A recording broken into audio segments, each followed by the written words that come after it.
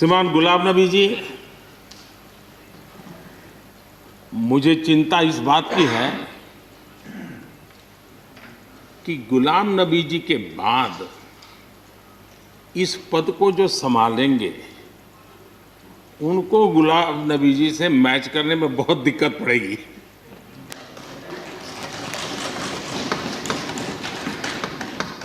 क्योंकि गुलाम नबी जी अपने दल की चिंता करते थे, लेकिन देश की और सदन की भी उतनी ही चिंता करते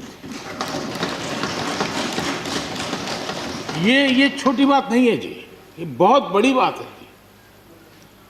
वरना अपोजिशन के लीडर के रूप में अपना दबदबा पैदा करना, ये सब मोह किसी को भी हो सकता है, लेकिन उन्होंने सदन से, मैं शरद पवार जी को भी इसी कैटेगरी में रखता हूं, वे सदन की और देश की चिंता को प्रायोरिटी देने वाले नेताओं में से रहे।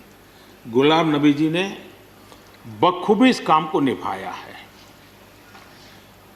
मुझे याद है इस कोरोना काल में मैं एक फ्लोर लीडर्स की मीटिंग कर रहा था, तो उसी दिन गुलाम नबी जी का फोन आया। तो मोदी जी, ये तो ठीक है आप करते हैं, लेकिन आप एक काम कीजिए, सभी पार्टी लीडर्स की मीटिंग जरूर बुलाइए। मुझे अच्छा लगा कि उन्होंने पार्टी लीडर्स के साथ, सभी पार्टी अध्यक्षों के साथ बैठने का मुझे सुझाव दिया, और मैंने उस मीटिंग को किया भी। वो गुलाम नबी जी के सुझाव पर किया था।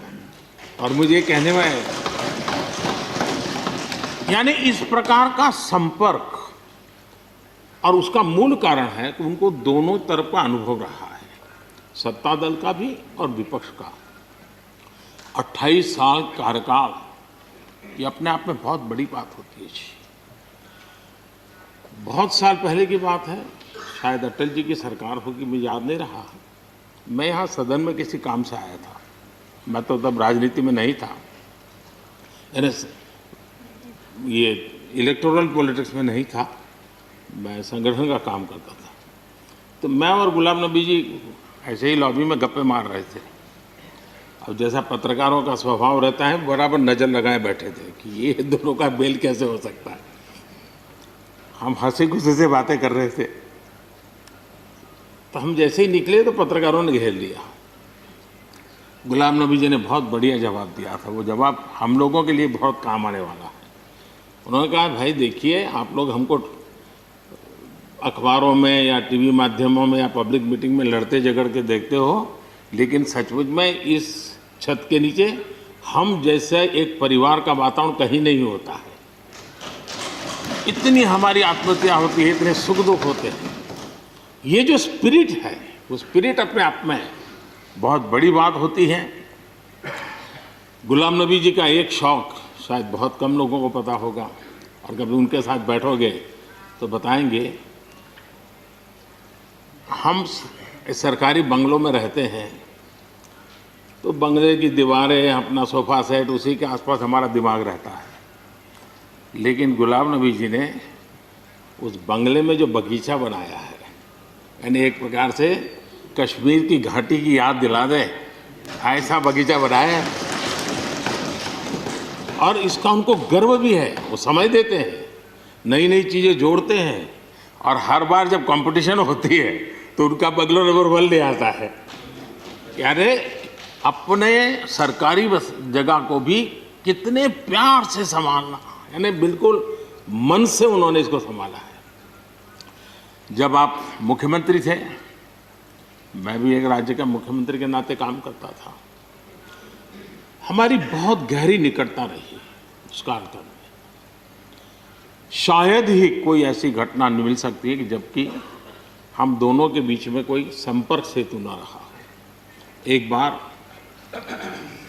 गुजरात के यात्री, क्योंकि जम्मू कश्मीर में जाने वाले टूरिस्ट में गुजरात बहुत बड़ा नंबर रहता है, और टेररिस्टों ने पर हमला कर दिया। करीब 8 लोग शायद मारे गए। सबसे पहले गुलाम नबी जी का मुझे फोन आया।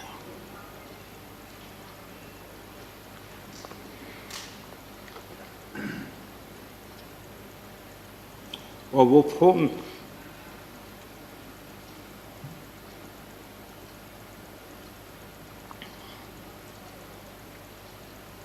सिर्फ सूचना देने का नहीं था,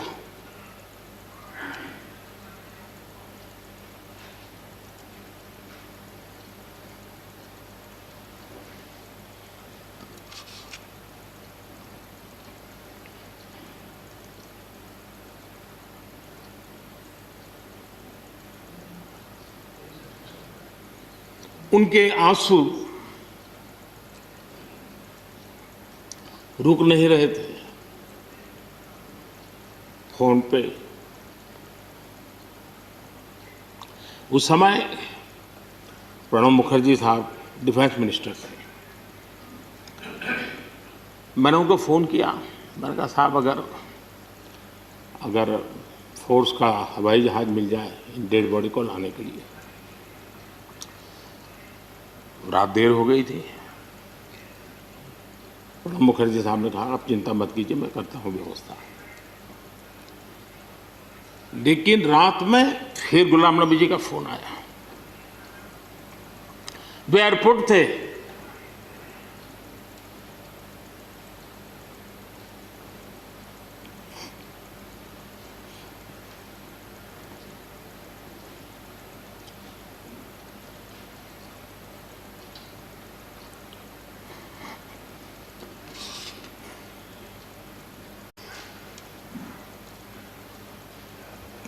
एयरपोर्ट से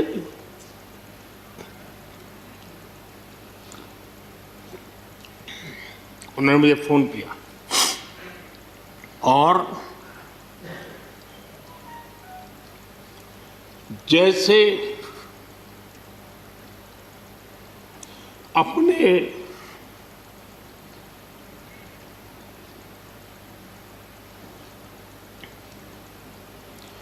परिवार के सदस्य की चिंता करें,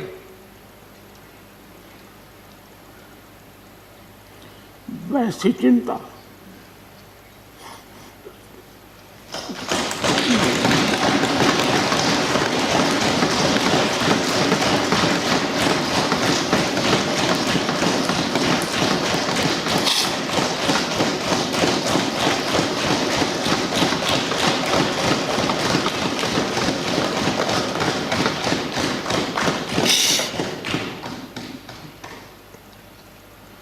पद, सत्ता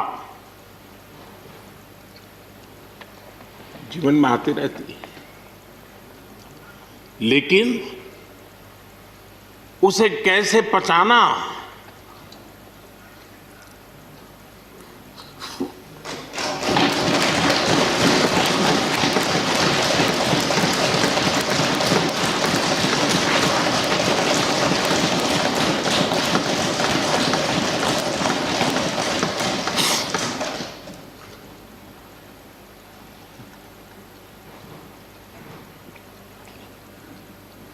मेरे लिए बड़ा भावुक पल था।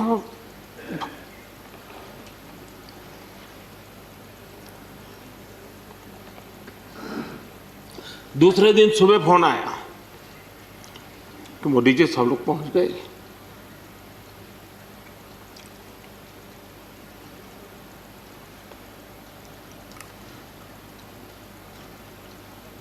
इसलिए एक मित्र के रूप में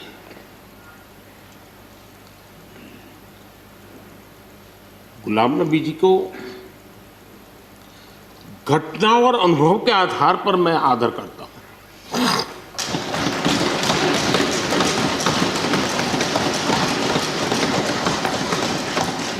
और मुझे पूरा विश्वास है कि उनकी सौम्यता, उनकी नम्रता, इस देश के लिए कुछ कर गुजरने की उनकी कामना, वो कभी उनको चैन से बैठने नहीं देगी। और मुझे विश्वास है कि जो भी दायित्व जहां भी वो संभालेंगे, वे जरूर वैल्यू एडिशन करेंगे, कंट्रीब्यूशन करेंगे और देश उनसे लाभान्वित होगा। ये सब मेरा पक्का विश्वास है। मैं फिर एक बार उनकी सेवाओं के लिए आदरपूर्वक धन्यवाद करता हूं और व्यक्तिगत रूप से भी मेरा उनसे आग्रह रहेगा कि मन से मत मानो कि अब आप इस सदन में नहीं हो। आप के लिए मेरे द्वार हमेशा खुले, इन चारों माननीय सदस्यों के लिए खुले हैं।